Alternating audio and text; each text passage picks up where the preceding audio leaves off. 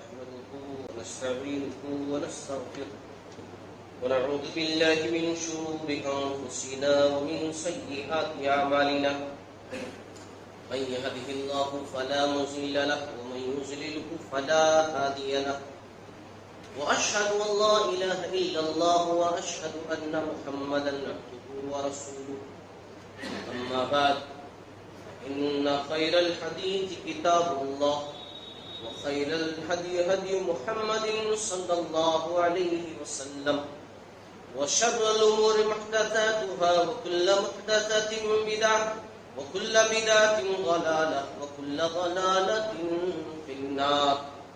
أعوذ بالله من الشيطان الرجيم. بسم الله الرحمن الرحيم. إن الله لا يغير ما بقوم حتى يغيروا ما بأنفسهم. رب اشرح لي صدري ويسر لي أمري واحلل عقدة من لساني يفقهوا قولي. رب زدني علما رب زدني علما رب زدني علما. محترم و مکرم و معظم سامعین جمعہ، خواتین اسلام، سب سے پہلے اللہ جل جلالہ کی حمد و ثنا، اس کی بادشاہی، اس کی یکتائی، اس کی شہنشاہی بیان ہو، جو تنے تنہا اس زمین و آسمان کا مالک ہے اور ہمارا مربی پالنہار ہے. تمام نبیوں پر خصوصاً آخری نبی کہ جن کے ذریعے سے اسلام جیسی عظیم نعمت ہم تک پہنچی، امامنا فی الدنیا و امامنا فی الآخرہ و امامنا فی الجنہ، جناب محمد رسول اللہ صلی اللہ علیہ وسلم پر بے پناہ بے شمار درود و سلام کا تحفہ ہو کہ جنہوں نے دین اسلام کو انسانیت تک پہنچانے کے لیے انتھک محنتیں اور کوششیں کی ہیں، صلی اللہ علیہ وسلم. محترم حضرات، آج جس موضوع کو لے کر میں آپ حضرات کے سامنے ٹھہرا ہوں وہ موضوع ہے زندگی میں تبدیلی کیوں نہیں آتی. اور آج اس عنوان کے تحت میں جو گفتگو کرنے والا ہوں وہ گفتگو انفرادی طور پر بھی ہوگی اور اجتماعی طور پر بھی ہوگی، دنیاوی طور پر بھی ہوگی اور اخروی طور پر بھی ہوگی. یعنی اپنے ذہن و دماغ کو آپ تمام لوگ، سامعین اور سامعات دونوں کو میں کہوں گا کہ آپ تمام لوگ جو ہے ہر لحاظ سے اپنے دل دماغ کو کشادہ رکھ کر کے اس عنوان کو سنیں تو انشاءاللہ باتیں سمجھ میں آئیں گی. دیکھیے، بات کی شروعات میں یہاں سے کروں گا.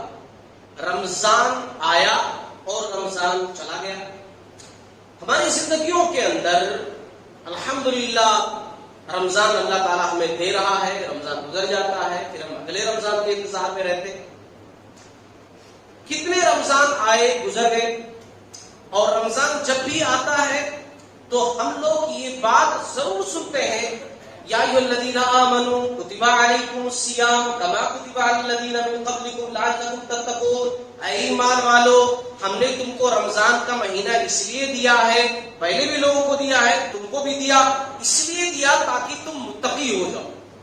یعنی اللہ تعالیٰ ہمیں متقی بنانا چاہتا ہے، کیونکہ جنت کے اندر داخلہ متقیوں کا ہوگا.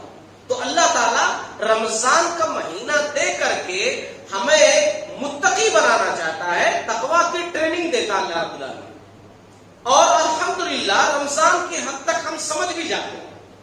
رمضان میں کیا ہوتا ہے، اچانک ہماری زندگی بدل جاتی ہے.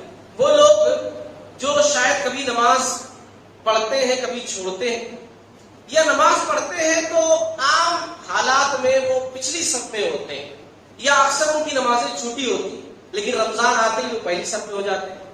بسا اوقات امام صاحب کے پیچھے ٹھہرے رہتے ہیں، اذان کہنے والوں سے پہلے موجود ہوتے ہیں، سر پر ٹوپی ہوتی ہے، آنکھوں میں سرما لگا ہوتا ہے، ایک بہترین شخصیت کے ساتھ وہ مسجد کے اندر تشریف لاتے ہیں. دکان پر بیٹھے ہو، گراہک نہیں ہے تو ہاتھ میں قرآن مجید کی تلاوت ہے، ذکر و اذکار کر رہے ہیں، سبحان اللہ الحمدللہ استغفر اللہ کا ورد کر رہے ہیں۔ مسجد میں آئے تو جہاں عام حالات میں سلام پھرتی بھاگ جاتے تھے، اب بیٹھ کر کے سر جھکا کر دعائیں مانگتے ہیں، اللہ تعالیٰ سے فریاد کرتے ہیں، قرآن مجید کی تلاوت کرتے ہیں، الحمدللہ تراویح کا اہتمام کرتے ہیں۔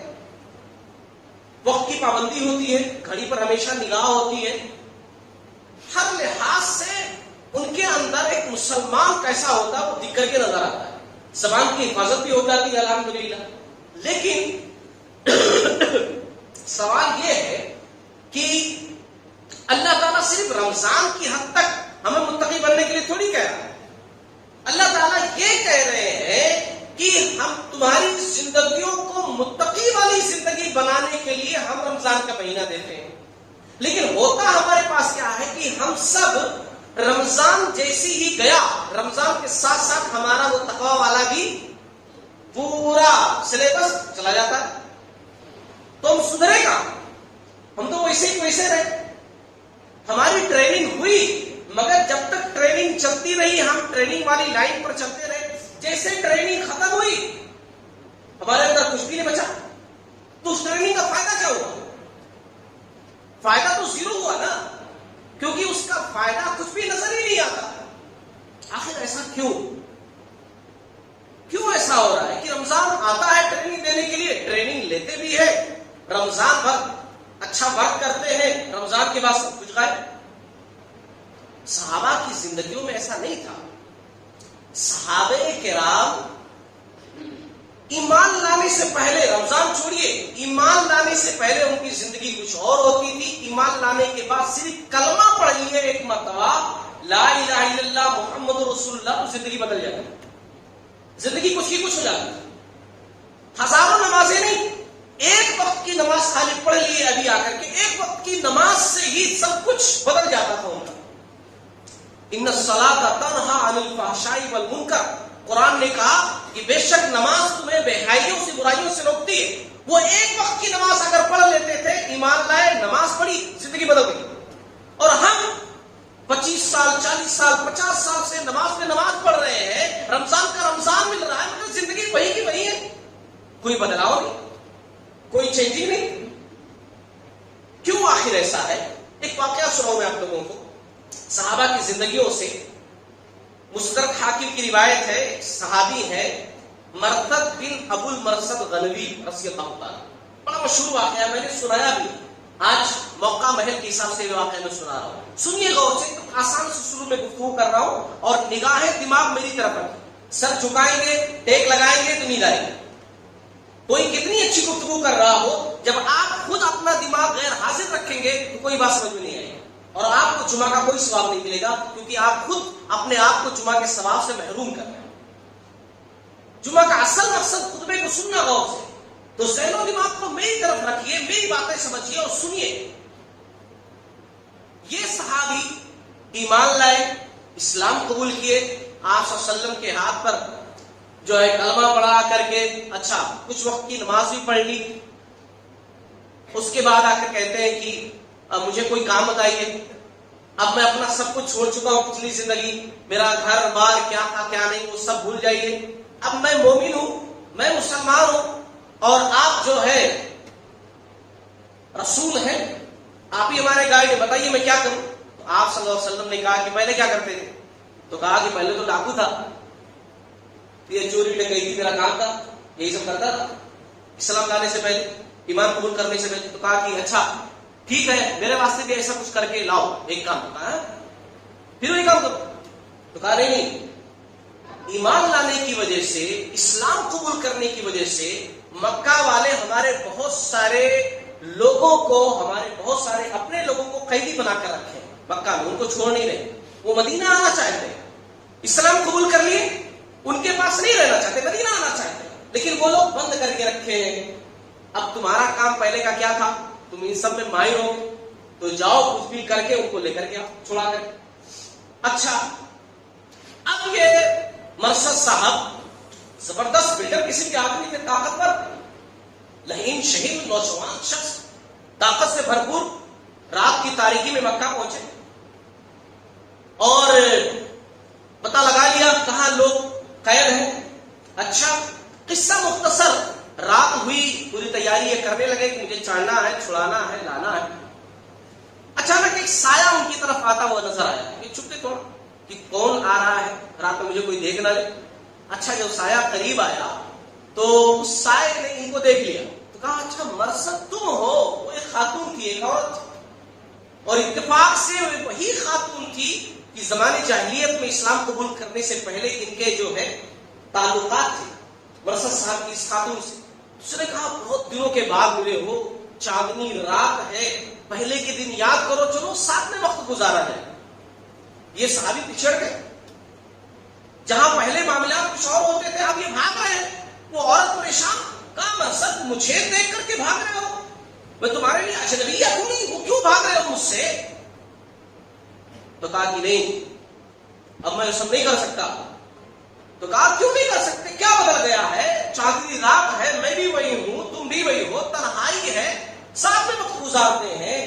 کہا بی بی جی اب وہ بات نہیں ہے، اب اس زبان نے کلمہ پڑھ لیا ہے، ان ہاتھوں نے محمد الرسول اللہ صلی اللہ علیہ وسلم کا ہاتھ تھام لیا ہے، اب یہ ہاتھ گناہوں کی طرف نہیں بڑھ سکتے.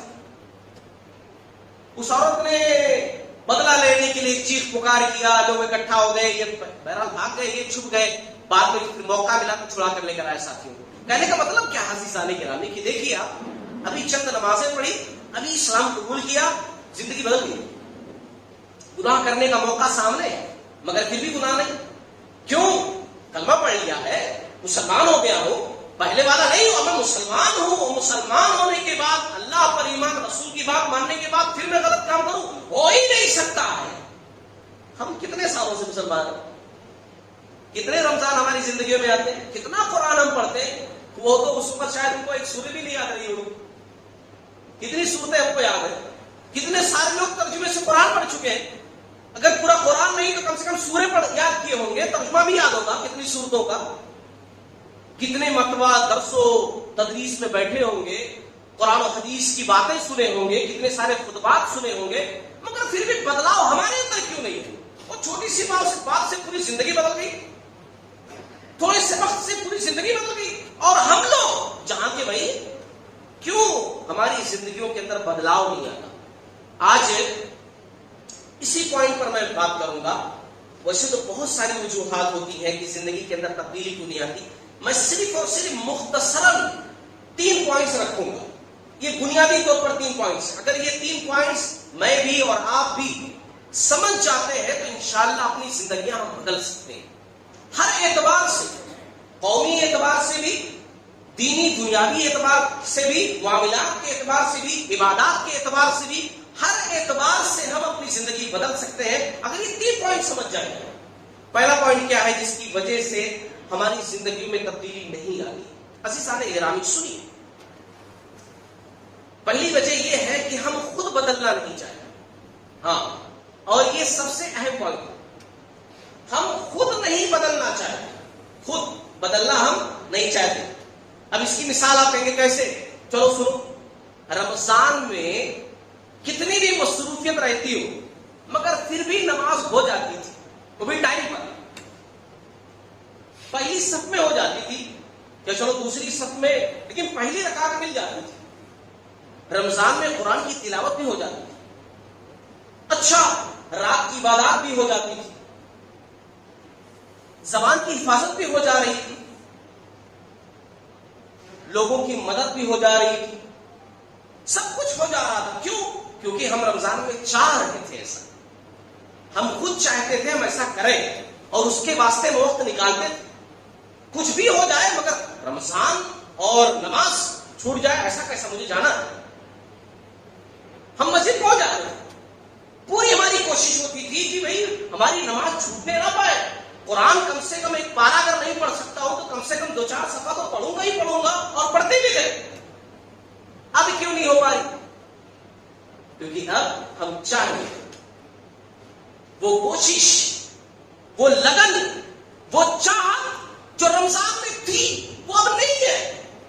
اور جب نہیں ہے تو وہ چیز ہو نہیں پاتی، وہ چیز بڑی مشکل نظر آنے لگی. اس لیے میں کہہ رہا ہوں کہ جو ہماری تبدیلی ہمارے اندر نہیں ہوتی ہے نا، اس کی وجہ ہے سب سے بڑی کہ ہم خود بدلنا نہیں چاہتے، ہم خود بدلنا نہیں چاہتے ہیں۔ اور ایک بات میں کہوں، آپ الحمدللہ، ہم الحمدللہ رمضان کے روزے رکھے ہوں، الحمدللہ رکھنا چاہیے، ضروری ہے، فرض ہے، نہیں رکھیں گے تو گنہگار۔ قرآن مجید کی تلاوت کیے، نوافل کا اہتمام کیے، تفسیریں سنی، دروس سنے، قرآن مجید کی تلاوت کی، الحمدللہ۔ لیکن یہ بھی سن لو کہ اگر رمضان کے بعد ہماری عبادت ایک دم اسٹاپ، تو جو کچھ ہم نے کیا ہے وہ سب خطرے میں ہے۔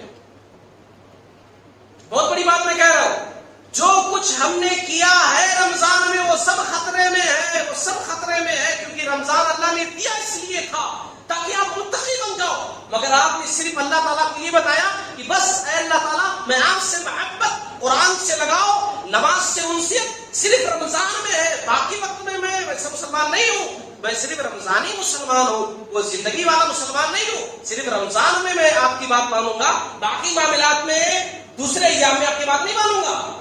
ہم پریکٹیکل میں اپنے عمل سے یہ بتا رہے ہیں۔ قرآن میں اللہ تعالیٰ نے مثال بیان کی، وَلَا تَكُونُوا كَالَّتِي نَقَصَتْ غَزْلَهَا مِن بَعْدِ قُوَّةٍ أَنْكَاثًا، سورہ نحل کی آیت۔ اس عورت کی طرح نہیں ہو جانا کہ جو عورت بڑی مشکل سے دھاگا بنتی ہے، دھاگا تیار کرتی ہے، رسی بناتی ہے، دھاگا بناتی ہے، اچھا پورا دھاگا بن گیا، محنت کیا، پھر پورے کاٹ دیے، اس کو برباد کر دیے، خود اپنے ہاتھ سے خود ضائع کر دیے۔ اس کی مثال یوں لے لو، آپ نے محنت سے بلڈنگ بنائی، پھر پوری بلڈنگ گرا دی، آپ عقل مند ہوئے یا بیوقوف؟ جب گرانا تھا تو اتنے مشکل سے کھڑا کیوں کیا؟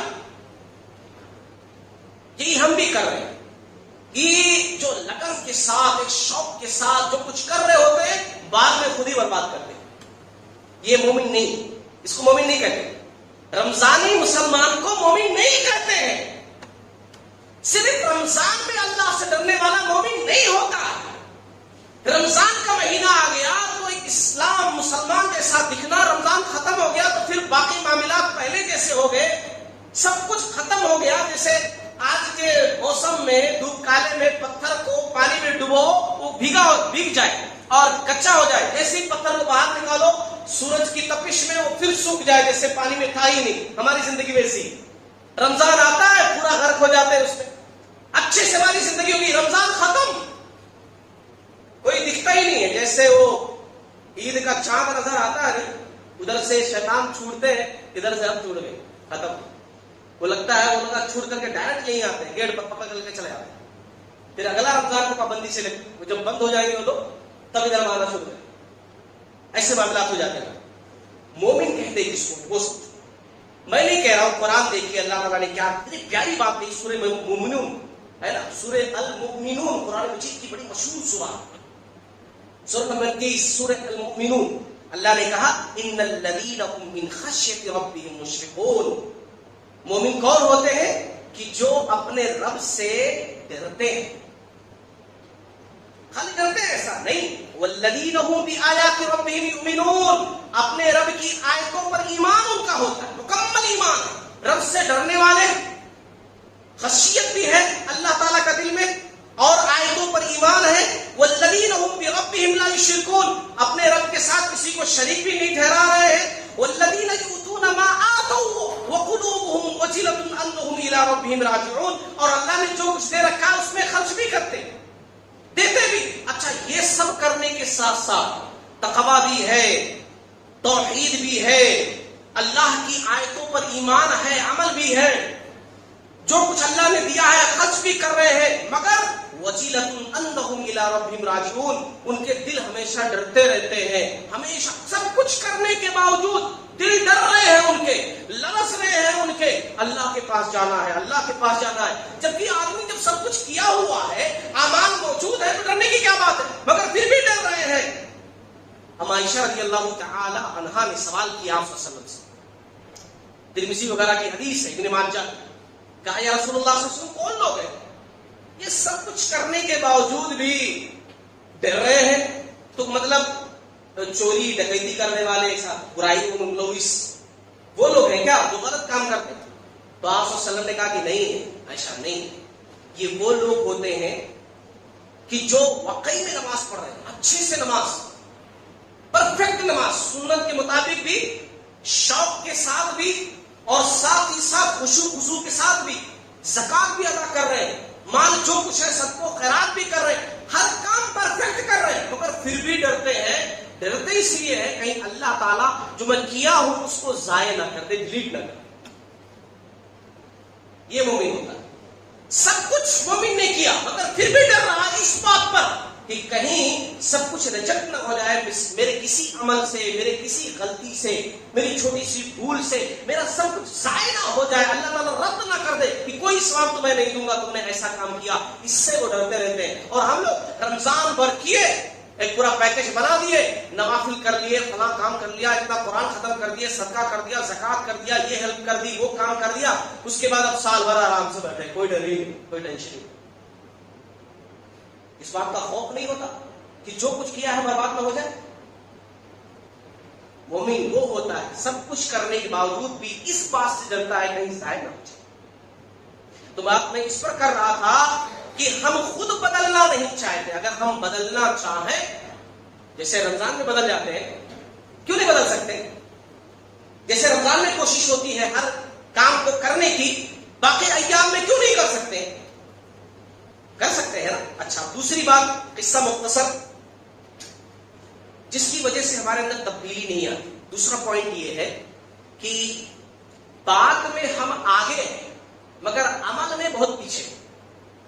اس بات کو سمجھیے، بات میں بہت آگے مگر عمل میں بہت پیچھے۔ باتیں بڑی بڑی کریں گے۔ اب سنو، ملکی معاملات کو لے کر اخبار پڑھ کر کے 4 روپے 5 روپے کا وہ بڑی بڑی باتیں کریں گے، ایسا نہیں، ایسا ہو جانا چاہیے تھا، مسلم قوم کیا کر رہی ہے، سب سو رہے ہیں، کچھ بھی نہیں ہو رہا ہے، ایسا کرنا چاہیے، ویسا کرنا چاہیے، خطیب لوگوں کو ایسا کرنا چاہیے، ویسا کرنا چاہیے۔ سب یہی باتیں کر رہے ہیں، A to Z صرف باتیں، گفتگو۔ پریکٹیکل میں آپ کیا کر رہے ہو حالات کو صحیح کرنے کے لیے؟ آج مسلم قوم کو ضرورت ہے کالجز کی، مسلم کالجز کی، یونیورسٹیز کی، ہے نا، ضرورت ہے۔ اس کے واسطے آپ کیا کر رہے ہو؟ وہی لوگ جو بڑی بڑی باتیں کرتے ہیں نا، پیسہ جن کے پاس موجود ہے، جو کچھ کر سکتے ہیں، شادی خانہ بنا لیں گے لیکن کسی اور اچھے کام میں اس کو استعمال نہیں کریں گے۔ کیوں؟ کیونکہ شادی خانے سے انکم زیادہ ہے نا۔ مسلمان بڑی بڑی شادیاں کرنا نہیں چھوڑ سکتا، چاہے قرضے پر، سود پر لے کر کرنا پڑے۔ شادی کے چوتھے دن قرضدار گھر پر آنا شروع ہو جائے وہ اس کو منظور ہے، مگر کھانے میں 10 قسم کا ہونا، کیونکہ وہ فلاں دوست سے شادی کیا تھا تو اس سے ذرا میرا ایڈوانس رہنا۔ یہ ہمارے معاملات، تو گفتگو ہماری بہت زیادہ ہے مگر پریکٹیکل میں ہمارے پاس کچھ بھی نہیں، کچھ بھی نہیں ہے ہمارے پاس پریکٹیکل میں۔ میں کہتا ہوں بے شک ہم جو ہے پرائم منسٹر نہیں بن سکتے، لیکن اپنے آپ کو، اپنے بچوں کو ہم IAS IPS تو بنا سکتے ہیں نا۔ تو یہ کرو نا، پھر پڑھاؤ نا اپنے بچوں کو۔ بڑی بڑی بات بولنے سے، گفتگو بیٹھ کر کرنے سے، اس سے کچھ نہیں ہوتا۔ جب آپ کر کے بتاؤ گے تب کچھ ہوتا ہے۔ حالات بدلتے اس وقت ہے جب کچھ کیا جائے۔ آپ کچھ بھی ہو سماج کے اندر، آپ ایک فرد ہو صرف، یا آپ کسی سوسائٹی، کسی جماعت، کسی تنظیم کے آپ سربراہ ہو، یا اسی طریقے سے کسی مدرسے کے ذمہ دار ہو، صرف بات کرنے سے کچھ نہیں ہوتا کہ آپ بولو کہ ایسا کر دیا جائے، ویسا کر دیا جائے، ایسا کر دوں گا، ویسا کر دوں گا۔ ایسا بولنے سے کیا بدل جاتا؟ سب کچھ بھی نہیں بدلتا۔ جب تک کہ آپ پریکٹیکل میں نہیں آپ کچھ کرو گے تب تک کچھ نہیں ہو سکتا ہے۔ ہم سب آج پوری قوم صرف باتیں ہم کرتے ہیں بس۔ اب میرے پاس ایک ہی ہنر ہے، میرے پاس ایک ہی طاقت ہے، میں آپ کو سمجھا سکتا ہوں، ہے نا، موٹیویٹ کر سکتا ہوں، میں وہ کر رہا ہوں۔ اب جس کے پاس طاقت ہے کہ وہ کچھ اور آگے بڑھ کر سکتا ہے، اس کو کرنا چاہیے۔ سماج کے تئیں، قوم کے تئیں اس کی ذمہ داری ہے کہ وہ اس کام کو کرے، چاہے وہ مرد ہو یا چاہے عورتیں۔ جس دائرے میں ہے اس دائرے میں رہ کر کام کر سکتے ہیں، صرف باتیں نہیں، کام کرنا چاہیے، کام کرنا چاہیے، اور یہ بہت ضروری ہے۔ آج ابھی حال ہی کی بات ہے، بات آئی ہے تو میں کہوں آپ لوگوں سے، غور سے سنو. ایک صاحب مجھ سے سوال یہ کی کہ امام صاحب رمضان کے مہینے میں زکوٰۃ نکلتا ہے بہت سارا, ہم زکوٰۃ جو ہے لوگوں میں دے دیتے ہیں, زکوٰۃ کو روکنا نہیں چاہیے, لیکن بیچ میں رمضان کے بعد یا بیچ سال میں بہت سارے لوگ ایسے آتے ہیں ہمارے سامنے, بہت سارے معاملات ہمارے سامنے ایسے آتے ہیں کہ جہاں 100-200 کی ضرورت نہیں ہے نا, 5,000 10,000 20,000 کی ضرورت ہے. اب ہمارے پاس اتنی رقم نہیں ہے, وہ زکوٰۃ کی رقم اگر ہم رکھے ہوتے تو آج اسی سے وہ کام کر سکتے تھے, اس کی ہیلپ کر سکتے تھے. تو اسلام میں ایسا کیوں ہے کہ بھئی زکوٰۃ لیے اور دے دیے؟ ایسا بچا کر کے, اگر آدھا میں دے دوں, آدھا بچا کر کے گھر میں رکھ لوں, بعد میں کوئی اور ایسا آئے پھر میں اس کو دے دوں, ایسا کیوں نہیں, ایک بیگ پورا ختم کر دوں. تو میں نے کہا کہ اسلام بڑا پیارا دین ہے, اسلام نے ہر سچویشن کا خیال کیا ہے, بس ہم لوگ اس کو اختیار نہیں کرتے. اسلام کے اندر بیت المال کا سسٹم, بیت المال کا بات سمجھ میں آ گئی میں کیا کہہ رہا ہوں؟ اسلام کے اندر بیت المال کا سسٹم ہے کہ آدمی ٹھیک ہے اپنے رشتے دار کی ہیلپ کرنا چاہ رہا ہے, لاکھوں زکوٰۃ نکالا ہے, کچھ اپنے رشتے دار کی ہیلپ کر دیا, باقی بیت المال میں جمع کر دیا. اچھا, بیت المال میں ایسا جمع جب کر دیا گیا تو کبھی بھی ایمرجنسی کی صورت میں اس بیت المال سے فائدہ اٹھایا جائے گا. بیت المال میں جو جمع شدہ رقم ہے کسی کی ہیلپ کی جا سکتی ہے, کوئی بیمار ہو گیا اس کو دیا جا سکتا ہے, لیکن نہیں, بیت المال ہونا چاہیے. ہر محلے میں یہاں اتنی ساری تنظیمیں ہیں, سب کلیکٹ کرتی ہیں, بیت المال کا ہونا بہت ضروری ہے. اسلامی نظریہ ہے, یہ ایک سسٹم ہے. اور زکوٰۃ کے تعلق سے ایک بات میں کہوں, رمضان ابھی گزرا ہے, زکوٰۃ کتنے لوگ نکالتے ہی نہیں. اچھا, جو لوگ نکالتے ہیں اپنی مرضی سے, صحیح اصولوں پر نکالتے نہیں, اگر نکالتے بھی ہیں تو خرچ کرنے میں اپنے حساب سے 10 جوڑا کپڑا لا کر کے بانٹ دیے. آپ کون ہوتے کپڑا بانٹنے والے؟ آپ زکوٰۃ مال نکالے, مال میں سے زکوٰۃ تم مال پہنچاؤ مستحق تک, آپ کپڑا نہیں بانٹ سکتے. اس کو دوائیوں کی ضرورت ہے, آپ کپڑا کما رہے ہو. اس کو کسی اور چیز کی ضرورت ہے اور آپ اس کو کھانے کے پیکٹ کما رہے ہو ہاتھوں میں. اس کو جس چیز کی ضرورت ہوگی وہ چیز وہ لے لے گا. اس لیے آپ مال نکالے ہو تو مال اس تک پہنچاؤ. اور زکوٰۃ اسلام نے دیا اس لیے, سمجھو میرے عزیزو, زکوٰۃ دیا اس لیے تاکہ غریبی ختم ہو. ہمارے پاس سسٹم ہی سمجھ میں نہیں آتا, ہم لوگ کرتے ہی نہیں اسلام کی باتوں پر عمل کہ زکوٰۃ دیتے آ رہے ہیں, دینے والے دے رہے ہیں, لینے والے لے رہے ہیں سالوں سے, کوئی بدلاؤ ہی نہیں ہے. ہم دیتے بھی کس لیے ہیں, وہ 100 روپیہ 100 روپیہ 100 روپیہ 100 سب لے لو, ہے نا. اچھا, کچھ بھی کسی کا بھلا نہیں ہوتا. اسلام کے اندر زکوٰۃ کا سسٹم اس لیے تھا, امیروں سے لیا جائے, غریبوں کو دیا جائے, تاکہ ایسے اگر 4-5 سال تک اس کو آپ دیتے رہے تو پھر اس کے بعد وہ زکوٰۃ لینے کے لائق نہ رہے. لینے والا بھی سوچتا تھا کہ مجھے جلد سے جلد اس لائق بننا ہے کہ میں زکوٰۃ دینے والا بن جاؤں, زکوٰۃ لینے والا نہ رہوں. وہ خود چاہتا تھا, مگر ہمارے پاس یہ سوچ ہی نہیں ہے. نہ دینے والے صحیح سے دیتے ہیں اور لینے والے بھی ہر سال خالی لیتے ہی رہتے, خالی لیتے ہی رہتے. زکوٰۃ کا نظام یہ ہونا چاہیے. اگر واقعی میں آپ پریکٹیکل کرنا چاہ رہے تو زکوٰۃ کا نظام یہ ہو, آپ 1 لاکھ نکالے ہو, کسی کو ایسا کرو اپنے 1 لاکھ سے کہ اگلے سال اس کو زکوٰۃ لینی نہ پڑے. کچھ بھی کاروبار لگا کر دے, ضرورت ہے نا یہ کاروبار میں تو کر, آٹو کی ضرورت, یہ آٹو تو چلا, اگلے سال تجھے زکوٰۃ لینی نہ پڑے. زکوٰۃ دینے والا اگر نہیں بن پاتا ابھی تو کم سے کم اگلے سال تجھے زکوٰۃ لینا نہیں ہے, تیرے پاس اتنے پیسے ہو, اس سے تو کام. ایسے ہی ہوتا تھا. عمر بن خطاب رضی اللہ تعالیٰ عنہ کے دور خلافت میں ایک جگہ صحابی کو بھیجے ذمہ دار بنا کر, بھائی تم سنبھالو وہ علاقہ. اور اسلام کا اصول ہے جس علاقے سے زکوٰۃ کلیکٹ کی جائے, زکوٰۃ وہیں پر خرچ بھی کی جائے, امیروں سے لیا جائے, غریبوں کو دیا جائے. یہ اسلام کا اصول ہے. وہ صاحب کیا کیے, 3-4 سالوں کے بعد 25% زکوٰۃ مدینہ بھیج دی سینٹرل گورنمنٹ نے. کہا کہ امیر المومنین رضی اللہ تعالیٰ عنہ عمر بن خطاب نے غصہ ہوئے, کہا کہ تم قرآن کے خلاف کر رہے ہو, زکوٰۃ وہیں کے لوگوں کو اصول کر کے وہیں کے لوگوں کو دینا ہے, تو تم یہاں مدینہ کیوں بھیج دیے؟ تو کہا نہیں امیر المومنین, ہمارے پاس یہ زکوٰۃ بچ گئی, اس لیے اگلے سال 50%, اس کے بعد 75%, اس کے بعد والے سال میں ٹوٹل زکوٰۃ پورا مدینہ کر پہنچ گئی. کہا کہ امیر المومنین ہمارے پاس کوئی غریب نہیں ہے, زکوٰۃ لینے والا نہیں. اسلام نے زکات دیا اس لیے تاکہ غریبی ختم ہو، مگر یہاں نہ صحیح سے دیا جا رہا ہے اور نہ صحیح سے لیا جا رہا ہے۔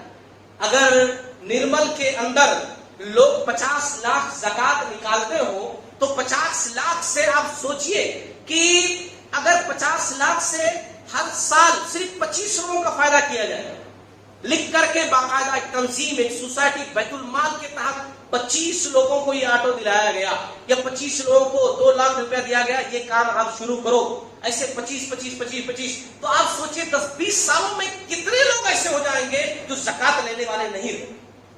ٹھیک ہے وہ زکات دینے والے ابھی نہیں بن پائے، لیکن کم سے کم زکات ان کو نہیں لینا پڑے گا اگر وہ خود چاہے تو۔ یہ زکات کا نظام ہے، لیکن ہم لوگ خود کچھ نہیں کرنا چاہیے۔ ہم لوگ باتیں بڑی بڑی کرتے ہیں۔ میں مثال دوں آپ لوگوں کو، سنو غور سے، باتیں میری گرچہ ترتیب سے نہ ہو لیکن بات سمجھنے کی ہے۔ ہمارے کتنے لوگ کتاب و سنت پر عمل کرنے والے ہیں، سب یہ جانتے ہیں کہ بچی کی شادیاں بڑی مشکل ہو جا رہی ہیں، شادی بیاہ بڑے مہنگے ہو جا رہے ہیں، تقریریں بھی واٹس ایپ پر لوگ بھیج رہے ہیں، تقریریں بھی سن رہے ہیں، سن کر کے واہ بہت اچھا بولے، بہت زبردست بولے، یہ ساری باتیں کہتے ہیں، لیکن وہیں جب نکاح کی دعوت آپ کے پاس آئی تو پورے فیملی کے ساتھ آپ پہنچ جاتے ہیں۔ میں یہ نہیں کہوں گا کہ وہ کھانا حرام ہے، لیکن میں یہ کہوں گا کہ آپ جب جانتے ہو کہ اس چیز کو ختم کرنا ہے تو خالی بات کرنے سے ختم ہوگا کہ بس ہاں واقعی میں یہ چیز بہت بری ہو رہی ہے، شادی بہت مہنگی ہوتی جا رہی ہے، بچوں کے اوپر بہت دباؤ ہو جا رہا ہے، بچی والوں پر یہ وہ۔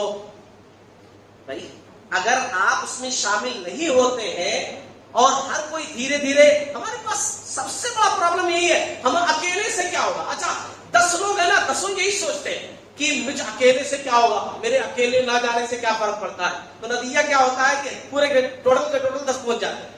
اگر 10 یہ سوچے کہ میں نہیں جاؤں گا، وہ سوچے میں بھی نہیں جاؤں گا، وہ سوچے میں بھی نہیں جاؤں گا، تو 10 کے 10 رک جائیں گے۔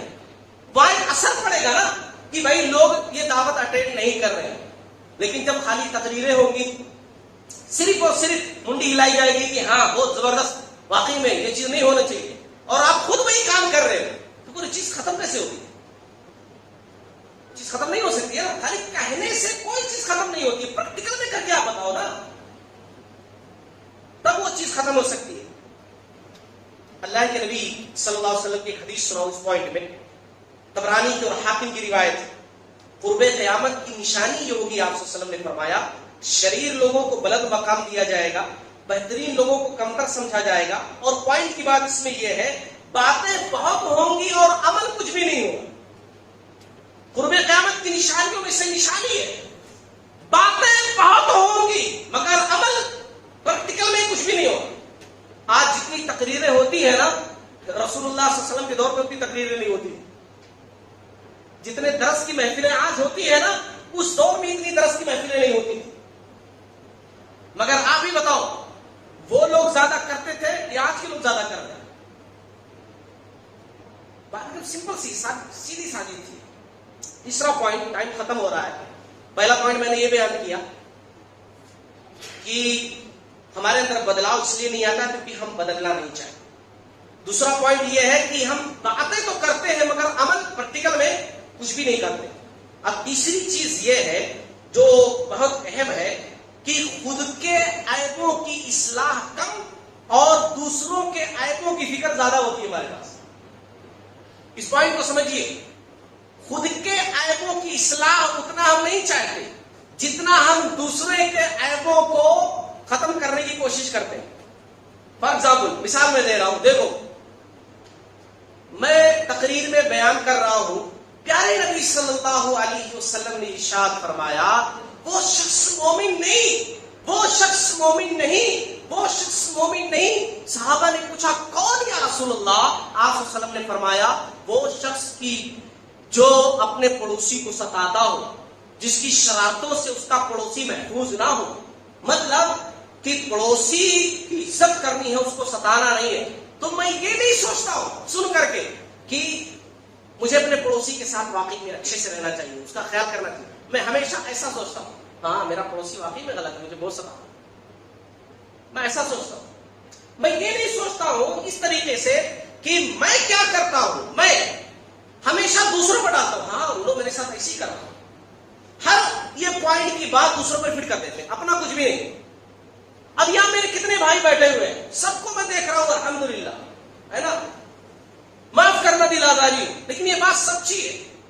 اگر بات نماز کی پابندی کی ہو، اگر بات قلبی اصلاح کی ہو، اگر بات زبان کی حفاظت کی ہو، اگر بات عیب جوئی کی ہو، اگر بات یہ ہو کہ خود کی زیادہ اصلاح کرو، اپنا اخلاق اپنا کیریکٹر صحیح طریقے سے رکھو، تو ایسی تقریریں، ایسے خطبات نارمل سی بات کی سننے کے بعد یہی ہوتا ہے۔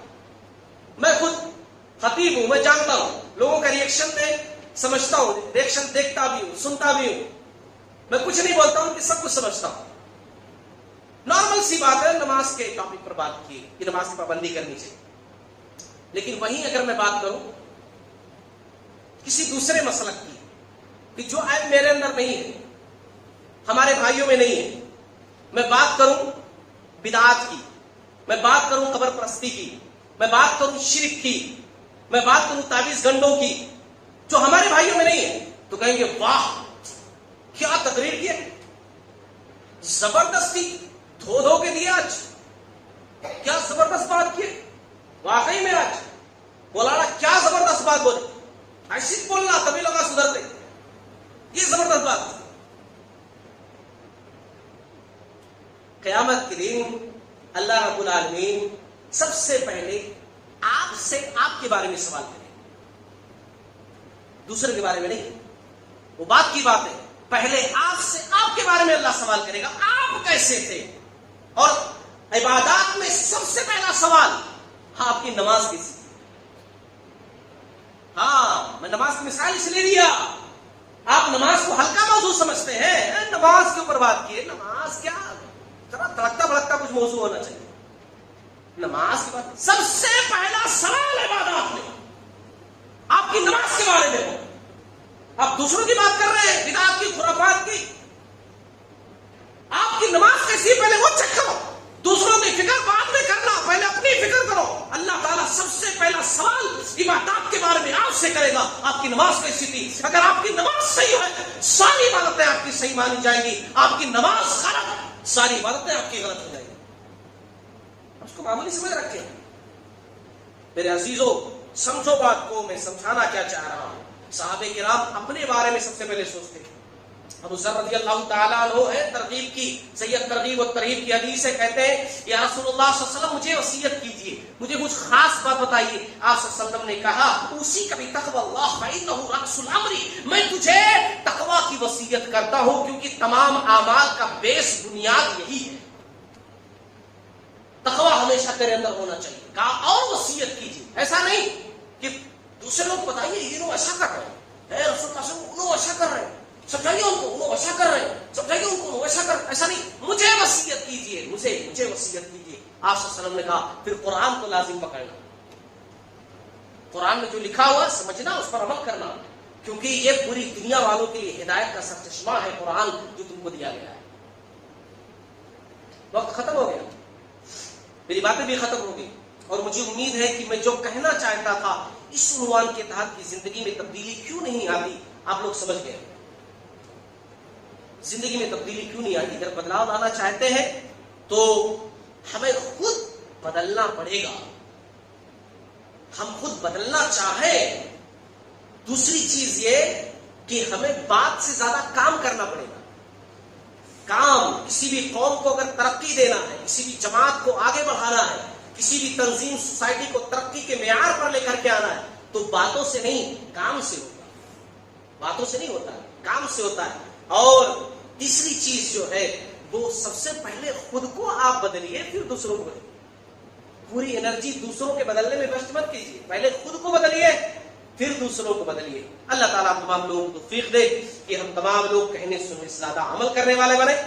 باری تعالیٰ ہمیں توفیق دے کہ ہم مل جل کر کے رہیں، اور دلوں کے اندر جو برائیاں ہوتی ہیں، حسد، بغض، نفرت، یہ برائی سے دل ہمارا صاف ستھرا ہو۔ باری تعالیٰ قوم کی اصلاح عطا فرما، ملک کے اندر امن و امان پیدا فرما دے۔